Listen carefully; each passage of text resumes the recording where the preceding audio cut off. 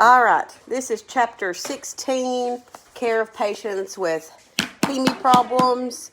You do have a review chapter that is chapter 15 if you want to review the stuff from A&P. We could talk about it in conference as well. But let's see here. For now, we'll just do chapter 16 and then we can talk about anything. Remember, you can use it for a reference chapter. So on slide 6 is where we're going to start. We're going to talk about anemia. Anemia is anytime my body doesn't have sufficient amounts of red blood cells. Remember, red blood cells, hemoglobin, hematocrit, and hemoglobin carries my oxygen. Very important, okay? So there's 3 ways that I can be anemic. One is if I have a blood loss. Obviously, if I lose red blood cells, maybe with a hemorrhage or an injury or something like that, I can become anemic. My body, I can become anemic from failure in blood cell production. All right, so I'm not making enough. Or I can have excessive destruction of the red blood cells. So either I'm losing them, I'm not making them, or they're being destroyed at a fast rate. Let me see if there's anything else we need over here. A big word to know on chapter 16, page 343 is hypovolemia. Hypovolemia means excessive loss or too much loss of body volume. Okay, so that could be, you can be hypovolemic by numerous ways. It is the loss of fluid of some sort from your body, including blood. So if I lose blood, then I can be hypovolemic as well as losing fluid, as from excessive vomiting or something along those lines. Burn victims become hypovolemic because they lose so much fluid in surrounding their tissues. So hypovolemia means decreased volume, whether it's fluid or blood from the body. Very important to know. Let's see here. I'm looking to see what we might need. Older adult care points we'll get right there in just a second. On page 344, you have a table 16.1. It says clinical manifestations of acute blood loss.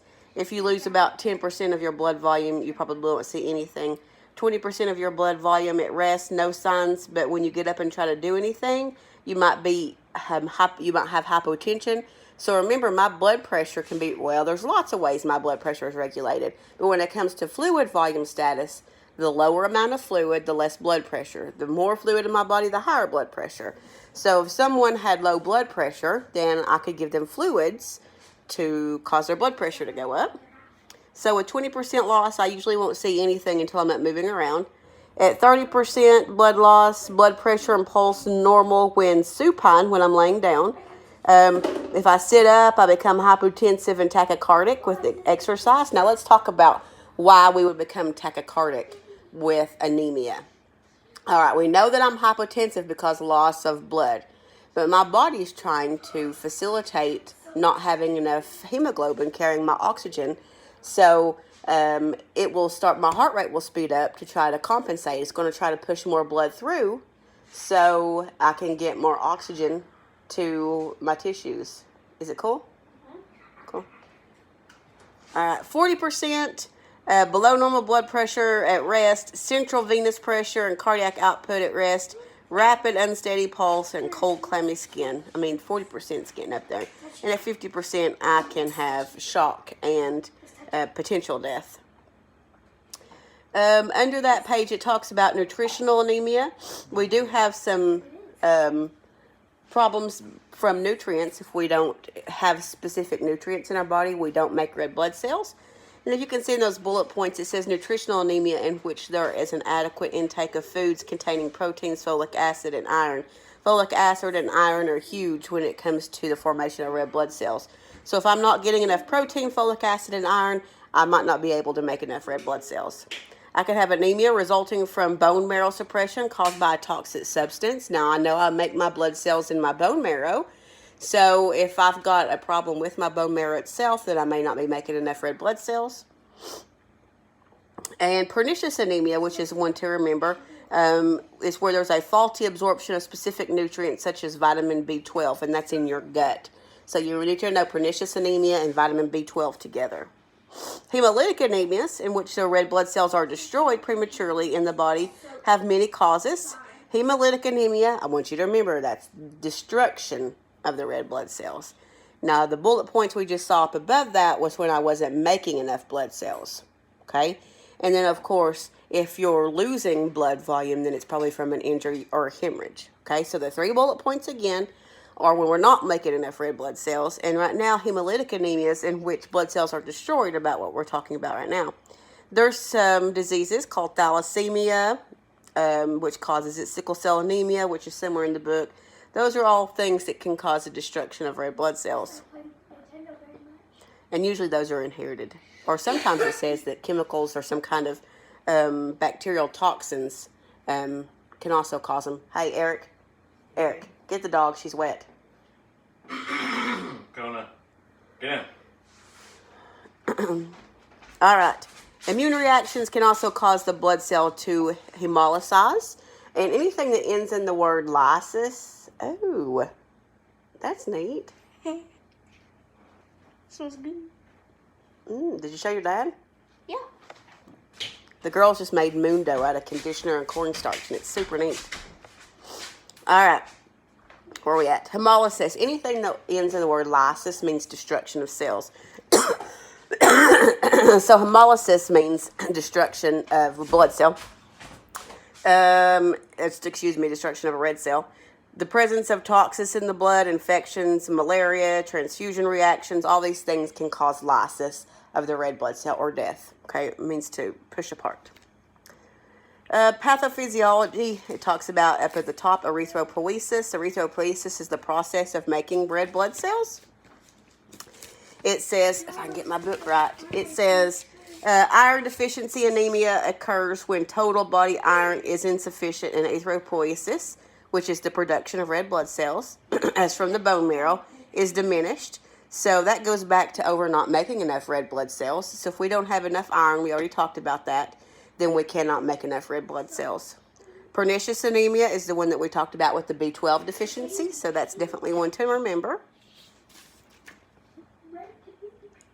And that's missing the intrinsic factor. I want you to highlight that under pernicious anemia. B12, missing the intrinsic factor in your gut, so you cannot process B12 appropriately and thus not make enough red blood cells. Let me see that.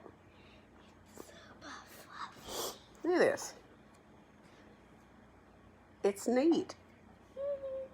It smells good too. You making more? I'm trying. I don't have enough conditioner. There's some over there. You want to use that one? You can use a little bit. Well, how's that going to make Not another... like a whole bottle or nothing. Well, how's that going to make another batch? Like a quarter bottle. Quarter of a bottle. Oh, good. All right. It also says at the bottom of that second column, anemia occurs during end-stage renal disease when there's a deficiency of the production of erythropoietin. So erythropoietin is made in the kidneys, and it's a substance that your body needs in order to make red blood cells. So if I'm in end-stage kidney failure, that's another reason why I might not be able to make enough red blood cells, is I don't have the erythropoietin coming from the kidneys in order to make the red blood cells. On the next page, on 345, in black, it already says oxygen transport depends on the number of and the condition of the red blood cells and the amount of hemoglobin they contain. So if I don't have enough red blood cells, just like we said before, then I won't have the hemoglobin that can carry oxygen to my tissues. And while we're talking about that, that is something that's happening to most people that end up with COVID-19 that don't make it, even though they're on a ventilator, is that their body, something happens, and I'm not really sure, I haven't read enough about it, something happens to their red blood cells, and even though they're pushing oxygen in, those red blood cells can't carry oxygen to the tissues, so they end up dying even on a ventilator. Signs and symptoms of anemia. They could be moderate to severe. It says signs and symptoms of mild anemia is a hemoglobin of 9.5 to 13. You might have a mild headache, palpitations, and dyspnea on exertion because I'm not going to get enough oxygen. Moderate anemia is 6 to 10. And it may include brittle nails, sore tongue, pallor, which is paleness, chronic fatigue and headache, and dizziness or faintness. Diagnosis, I can look at your H&H, your hematocrit, and hemoglobin and see what's going on. I can do bone marrow studies to see why. What else is in here? I can look at... I'm looking through here. Oh, here's some words I want you to know in just a moment, too. We'll look at these. I can do a CBC with a differential. Now, remember, if I do a CBC and not a differential, all I'm going to see is a total white count, a total red blood cell count, and a platelet count. If I want to see how many different red blood cells I have, hemoglobin and hematocrit, I'll have to get with a differential. Some doctors order just the H&H, a hemoglobin and hematocrit. And I want you to remember, too, that if I say the word erythrocytes, that means red blood cells, okay? So you can remember erythropoiesis and erythropoietin and erythrocytes. All are red blood cells. All terms that refer to the making of or the red blood cell itself. Erythrocytes is the red blood cells, erythropoiesis is the making of red blood cells, and erythropoietin is the enzyme needed to make the red blood cells that originates in the kidneys.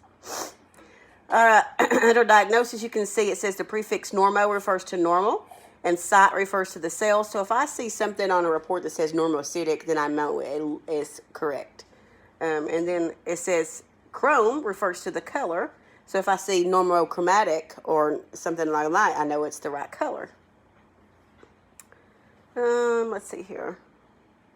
Hypochromic. Okay, hypo means low, so I know that would mean low in color. Hypochromic microcytic. Micro means little, macro means big. So right here at the very bottom of page 346, it says a hypochromic microcytic anemia is characterized by decreased levels of hemoglobin, not enough color, and small microcells. So chromic means the color.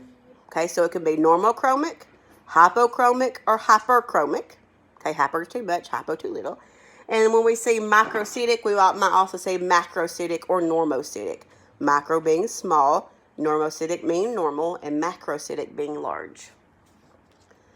So those are different terminologies that we might come across when talking about a red blood cell.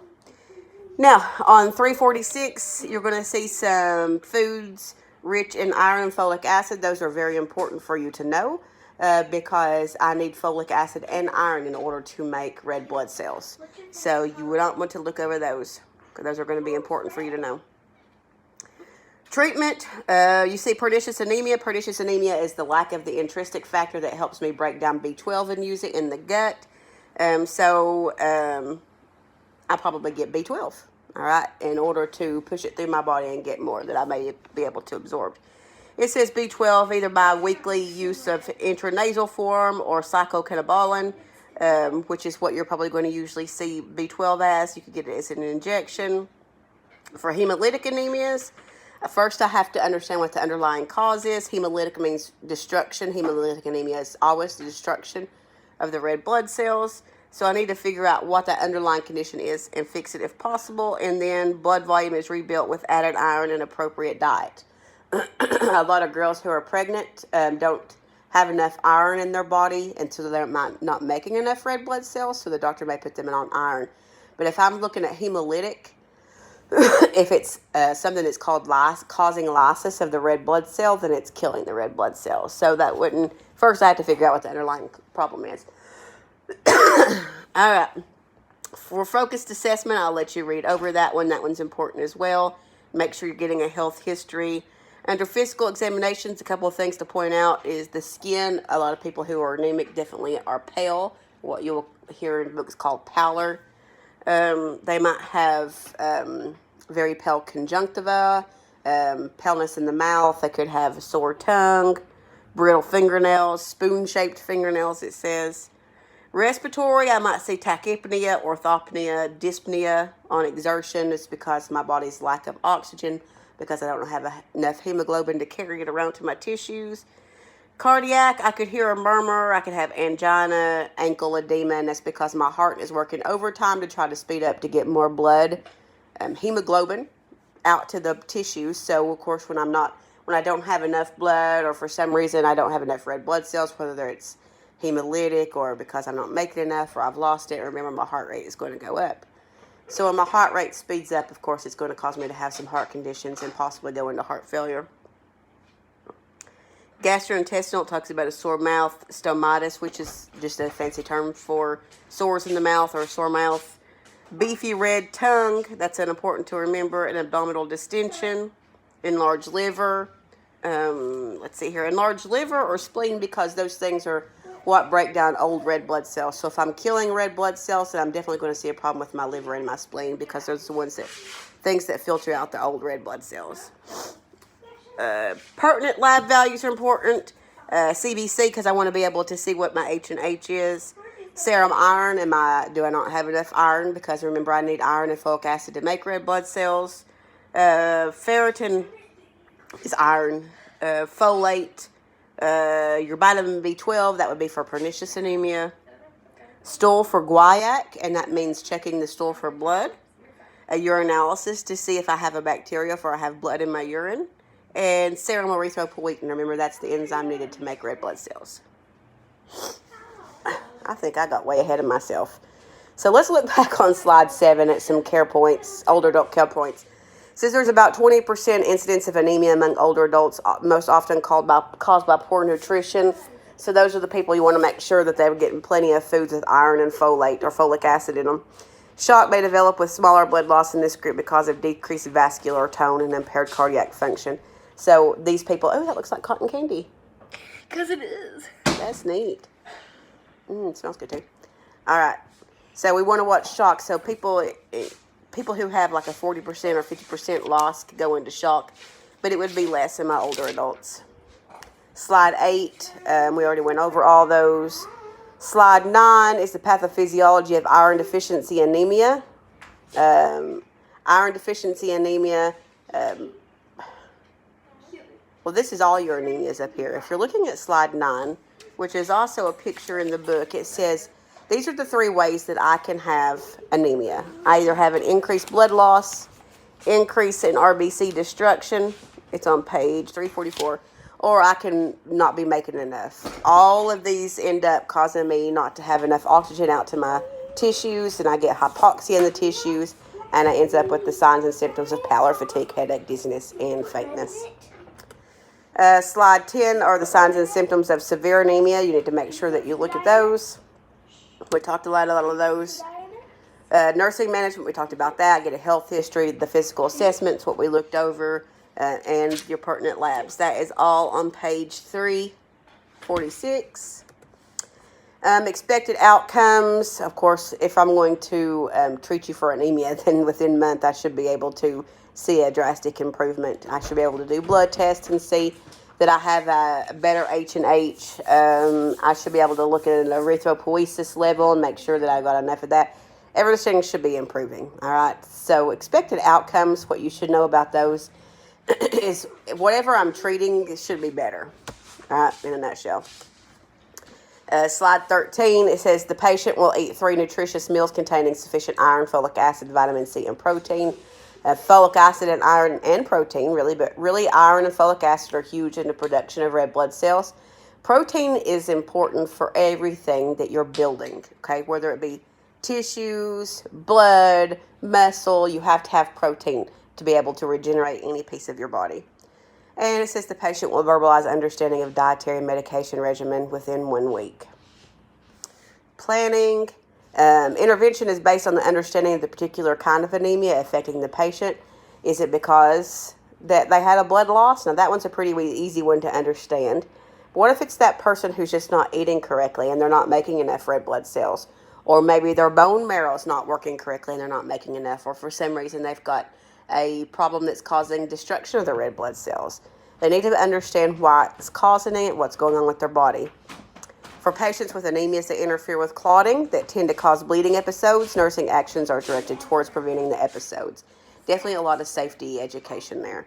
For patients with anemia severe enough to cause fatigue, assist with daily activities of daily living, provide planned rest periods. Make sure if they're going home like that, then they have a lot of education for the family. They have things to keep them safe. Implementation, nursing functions include administering blood if they've had a loss, giving iron if it's because they're not making enough, vitamin B12 for the pernicious anemia, and folic acid because folic acid is hugely important in the production of RBCs. Monitoring for desired effects. I'm going to see a change in vital signs when the RBC levels get better and there's more oxygenation out to the tissues. I'm going to see probably more clear thinking. Think about everything that your body would look like if you didn't have oxygen. And educating patients about needed dietary adjustments is hugely important for those people who are not making red blood cells. Your next slide is a picture of pathophysiology of pernicious anemia. This is the B12, lack of intrinsic factor in the gut. You see vitamin B12 is ingested in the food, which a lot of foods have B12 in them, which is what we need. We need B12 in the gut.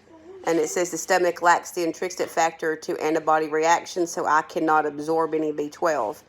And then I just let it all go. It says B12 is excreted. So remember, if we don't absorb anything, it gets excreted. And the lack of B12 causes bone marrow to produce abnormal erythrocytes that I can't use. Abnormal looking erythrocytes can't carry hemoglobin. So the lack of B12 in your body because of the pernicious anemia, definitely an issue. Aplastic anemia, this is on page 349. It says aplastic anemia is a rare disorder and may develop after a viral infection as a reaction to a drug or because of an inherited tendency. The disease is characterized by bone marrow depression and is believed to probably be an immune-mediated disease where red blood cells, white cells, and platelet levels are decreased. Some of the agents that can cause this would be benzene, insecticides, certain drugs, what is this one? Chloramycin, sulfonamides, and some anticonvulsants. So definitely some environmental toxins and plus some medications in there. It also says metabolites and chemotherapy. Many other drugs can cause aplastic anemia, but the adverse effect is rare. Radiation exposure is another factor. I do think you see quite a few patients who have chemo that get aplastic anemia, though. And remember, I'm not making red blood cells, white blood cells, or platelets, which means I can't fight infection, I can't carry oxygen to my tissues, and I can't clot. So not a good deal. Impairment or failure of the bone marrow function leading to the loss of stem cells is the cause of aplastic anemia. With aplastic anemia, the bone marrow has decreased cells and increased fatty tissue. In addition to the signs and symptoms of iron deficiency anemia, ecchymosis, which is bruising, petechiae, which is tiny little pin-headed red spots all over your body, and hemorrhage related to low platelet count can occur. Infection is common and may cause an inflammatory response because of the very low leukocyte count, and leukocytes are your white counts. So remember, we can't really fight off any infection because I don't have any red blood cell or white blood cells. So I heard a story of a kid once that had aplastic anemia, and they figured it out because she was in a seatbelt, and when they took her out of her carrier or her, where she had her seatbelts across her, she was bruising everywhere that touched her. That's just how easy they bruise, and that's ecchymosis, remember. Diagnosis is by blood count with differential, bone marrow biopsy, and ruling out other disorders. Aplastic anemia causes an emergency situation. Now, it would make sense that if I make all these cells in my bone marrow that I would check my bone marrow, but that is can be quite a painful process as well. Your next slide is looking at the pathophysiology of aplastic anemia and some things that might cause aplastic anemia. You see at the top, toxic drugs, toxic chemicals, and radiation. Now, under that toxic drugs are drugs that we give every day for certain things, chemo being top one. But sulfonamides we get quite often. Remember, sulfonamides are something that we use that work in the urinary tract and the kidneys for infection of those things. So those are one of the ones that can cause, it could be a toxic drug, cause aplastic anemia. Kona, get down. So I can ingest one of these things or be in contact with some of these things, and then I have damaged bone marrow. And if I have damaged bone marrow, I cannot make white blood cells, red blood cells, and platelets. And then I end up with anemia, neutropenia, and thrombocytopenia. Penia means low.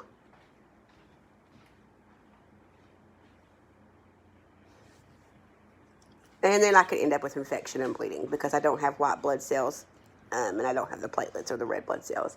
And that could eventually lead to death if I don't fix it. Sickle cell disease is an inherited disease most commonly seen in African Americans. Sickle cell disease causes an abnormal production of a sickle looking like red blood cell.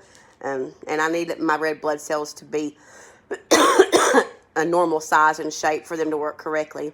And red blood cells, you can look back in your chapter before, are biconcave. They have a concave surface area on both sides, which causes them to be able to carry more oxygen on their surface. And in sickle cell, they look more like a sickle. They're kind of, sickle. They have a point on them. Sickle cell disease, you can, let me find it in here. It's if you have one of your parents, then you can end up being a carrier. But if both parents are a carrier, you're going to get sickle cell. I can't remember how that goes now. Sickle cell disease, genetic disorder. It's inherited from both parents. All right, so it's homogeneous. I can't even say the word. So that means that if both of your parents are a carrier, then you'll end up with it. It says sickle cell disease is characterized by erythrocytes that contain more hemoglobin S than hemoglobin A, and hemoglobin S is what, like your sickle, is found in less than 1% of African American newborns, but also affects some whose ancestors are from Mediterranean descent. And when we talk about blood disorders, especially things like thalassemia as well, thalassemia also can be African American and Mediterranean descent. They have a lot of similarities. Sickle cell trait, in which only about 50% of an individual's total hemoglobin is affected, is present in about 10% of African American population. So about 10% of African American people will have the trait. Doesn't mean they have the disease, they just carry the trait. The trait is heterozygous, which means that that the person has an inherited gene for the trait from one parent only. But remember, if both of my parents carry the trait, then I'll end up with the disease itself. That's how it goes.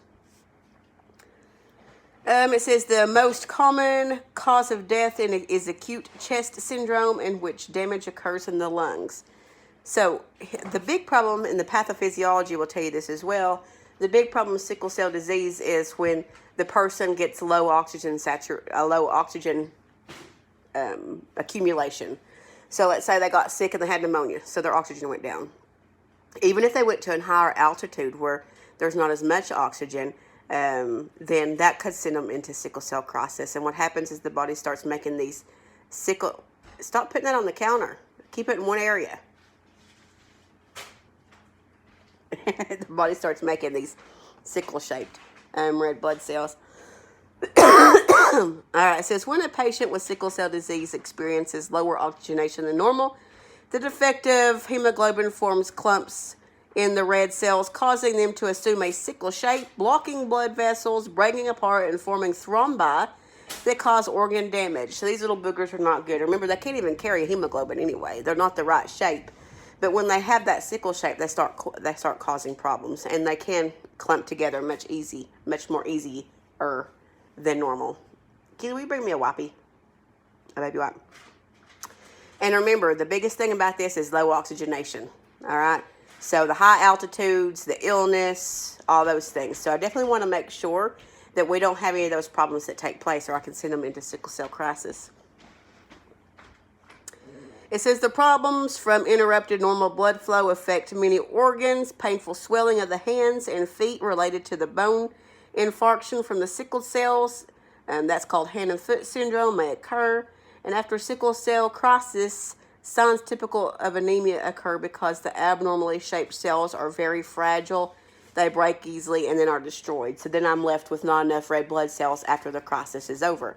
So when I happen to go into this low period of oxygenation, then my body starts making these abnormal S-shaped sickle-shaped red blood cells that do me no good. They don't carry hemoglobin. They just clump together and cause thrombi, which are clots. They sit there. They cause organ damage because my tissues can't use them. And then when I came out of the crisis, then I'm left with all those sickle-shaped red blood cells die off quickly. So my spleen has to work overtime. My liver has to work overtime to get rid of them, to filter them out. And then I'm left with very few good red blood cells. So I will appear anemic for a while.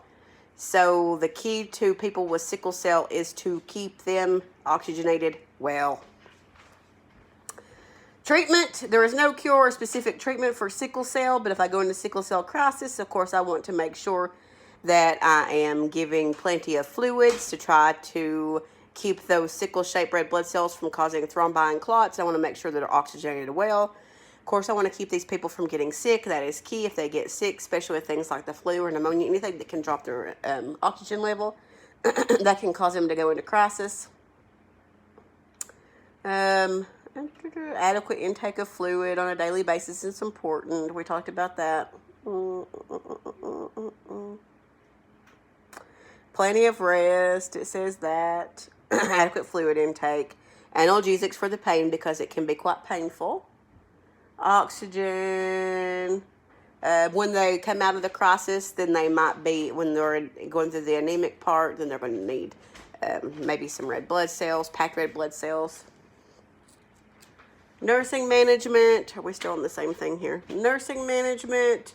Nothing that you need. Oh, here's something though. Patients are taught to avoid high altitudes. Remember, because if we go to higher altitudes, our body's not used to it, and there's low oxygen levels up there. This is important. Do not do vigorous exercise because that causes your body to oxygen levels to drop. And no ice liquids because it causes vasoconstriction, which means theoretically I could have a lower oxygen level. Refrain from smoking and obtain treatment for infections promptly. For nursing management, also want to assess for adequate pain relief. It's my top priority, again, because it's quite painful. Your next slide, you're going to see a picture of a normal red blood cell that has hemoglobin A on it, and then you're going to see a cell with that's hemoglobin S, and how very different they look. And you can see that if it doesn't have that concave look on both sides, and it cannot carry oxygen. Your next slide is all the nursing management we just talked about. Now we've got polycythemia vera. It is on page 351. Polycythemia vera is excessive production of RBCs, so I've got too many here. And the results, of course, in polycythemia vera. White blood cells, white cell numbers sometimes also increase, but not to the degree which they do in leukemia. In leukemia, I have excessive amount of white blood cells. But in polycythemia vera, I have an excessive amount of red cells. The cause of polycythemia vera is unknown, but the disease is considered to be a neoplastic disorder. The blood becomes considered thick from increased numbers of cells. Blood vessels become distended because there's so much there, and blood flow is sluggish because there's just such a massive amount of red blood cells. It slows down. It can cause clots because it's so sluggish. I need my blood to flow at a certain path in a certain way, and if it gets sluggish or thick, then it can cause clots. Blood pressure is elevated and the heart hypertrophies. So hypertrophy means my heart gets bigger because my heart takes more for my heart to pump all that thicker blood through. My blood pressure goes up because there's so much thick blood in my vessels. Remember, my blood pressure is the force exerted on my arteries. So with polycythemia vera, my blood pressure is going to go up. Hemorrhage is common in areas of distended blood vessels because they can break open from the pressure. Signs and symptoms of polycythemia vera include reddish face with deep red purplish lips. That's because you have so many red blood cells. Fatigue, weakness, and dizziness and headache. Sometimes I'll have splenomegaly because I will have so many red blood cells. They do die, but they keep making more. But because my spleen has to deal with so many red blood cells, it might get bigger. And a congested liver for the same reason. Diagnosis includes genetic tests for that very big long mutation you see there. And it says that mutation is common in 95% of the time. Treatment is aimed at reducing the blood cells. Phlebotomy, which they used to call bloodletting, they'll actually have to take some blood away from you, okay, which is a strange thing to think about, but that's usually how we do it. And also says we can use anti-neoplastic agents and radiation for what we would use in people with cancer because neoplasm is a cancerous problem. Increase fluid intake to decrease the blood viscosity. Viscosity means how thick it is. And aspirin is used to decrease platelet clumping or something we call aggregation. Leukemia. Well, we know that leukocytes are white blood cells, right? Yeah. Literally speaking, leukemia means white blood. Actually, the white blood cell count would have to number 1 million if that was true. But that doesn't happen, and that much. All right, so it doesn't get that much, but it is quite high. So it says that even though that means white blood, your white blood cells would have to equal 1 million for it to actually turn white. Man, that would be ridiculous to see. So obviously our white blood cells never get that high. That would be crazy. But leukemia means to have an abnormally high amount of white blood cells. Let's see here. Their number rarely rises above 500,000. Now, you're going to see them usually in normal, of course, is 5 to 10. And when I say 5 to 10, that's 1,000. So it says rarely does it go above 500,000, but I'm telling you that's quite a bit when normal is 5 to 10,000. Etiology: leukemia is a cancer, and as with other types of cancers, the exact cause of leukemia is not known. There are some factors to be considered, and it could be closely linked with the development of leukemia exposure. Now, I've always heard this as well. We always think of leukemia as one that could be an environmental cancer. Okay, so exposure to ionizing radiation in relatively large doses is one such factor. Another is exposure to certain chemicals, such as benzene, that are toxic to the bone marrow. It also says below, it is prudent to be careful about breathing gasoline fumes and using household chemicals and pesticides because they have been linked to leukemia as well. I do think there is some familial tendencies with leukemia, but most often people refer to it as an environmental cancer. All right. It says, and the third factor is the retrovirus known as human T lymphocytic virus 1, which causes human T-cell leukemia. People with an abnormal number of chromosomes and chromosomal translocations are at a greater risk for developing this acute lymphocytic leukemia. Pathophysiology of leukemia. In acute leukemia, it is one in which there is a large number of primitive cells called blasts. Now, blast means, and it says primitive because blasts are something that I'm producing large amounts of leukocytes or white blood cells, but they're not getting enough time to mature before I send them out to the front line. So when I draw your blood and I see blast, that means my body is making lots and lots of white blood cells, but they're not being allowed to mature before I make more, so we call them blasts. So if I see blast, for some reason, I'm making an extra lot of white blood cells. In chronic leukemia, the predominant cells are more developed than blasts. Leukemias are also classified by the origin of the abnormal cells. Myeloid leukemia arises from the bone marrow, whereas lymphoid leukemia has its origin in the lymphatic system. It's all in the name. There are 4 main types of leukemia: acute myelogenous leukemia, which is AML, chronic myelogenous leukemia, CML, acute lymphocytic anemia, ALL, and chronic lymphocytic leukemia. Okay, so it's either myeloid or it is lymphatic. Okay, and let me see how much we got left. Okay, I'm going to make a second one or this will never upload.